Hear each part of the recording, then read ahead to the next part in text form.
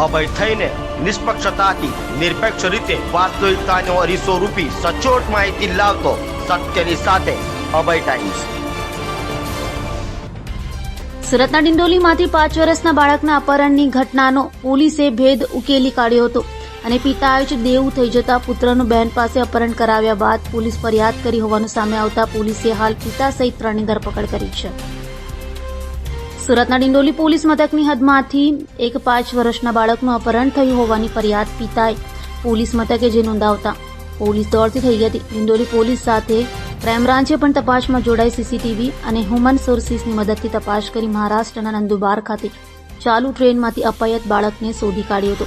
તપાસ કરતા પિતા તારાચંદ પાટીલે જ મહારાષ્ટ્રના બુલડાણા ખાતે રહેતી બહેન જ્યોતિ ઠાકરેને સુરત બોલાવી પુત્રનું અપહરણ કરાવ્યું હતું તો તેની સાથે મિત્ર કરણ વાકોડે પણ સાથે હતો, જેથી પોલીસે બાળકના પિતા પોઈ સહિત 3ની ધરપકડ કરી તો દેવું થતા બાળકના અપહરણનું નાટક રચ્યું હોવાનું પોલીસે અનુમાન વ્યક્ત કર્યું હતું।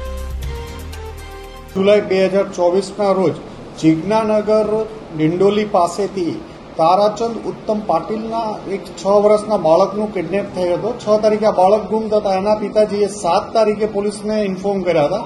તમામ પોલીસ રથયાત્રા બંદોબસ્તમાં રોકાયેલી હતી, તેમ છતાં 7 તારીખથી કન્ટિન્યુ સુરત ક્રાઇમ બ્રાન્ચની ટીમ, ડિંડોલી પોલીસ સ્ટેશનની ટીમ વગેરે રાત દિવસ મહેનત કરતા હતા। આ તપાસ દરમિયાન આના સીસીટીવી ફૂટેજના એનાલિસિસ કરતા ખબર પડી કે તારાચંદ ઉત્તમ પાટીલે જ પોતાના છોકરાને કિડનેપ કર્યો હતો અને પોતાની બેન જ્યોતિ અને એક મિત્ર કરણ મારફતે આ છોકરાને બુલડાણા મહારાષ્ટ્ર મોકલી આપવામાં આવ્યો હતો। ગઈ મોડી રાત્રે આજ વહેલી સવારે 3 વાગે સુરત ક્રાઇમ બ્રાન્ચની ટીમ અને ડિંડોલી પોલીસની ટીમે એને નંદુરબાર પાસેથી ચાલુ ટ્રેનમાંથી છોકરાને આઈડેન્ટિફાઈ કરી અને બાળક અને એની સાથે કિડનેપિંગ કરણને બંનેને પકડી પાડવામાં આવ્યા હતા।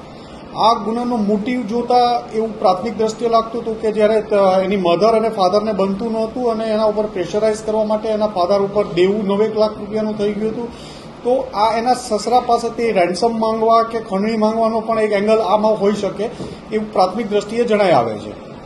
હાલ આમાં એના ફાધર તારાચંદ ઉત્તમ પાટીલ, એની બહેન જ્યોતિ ઠાકરે અને કરણ વાકોડે 3ની ધરપકડ કરવામાં આવી છે અને આગળની તપાસ ચાલુ છે।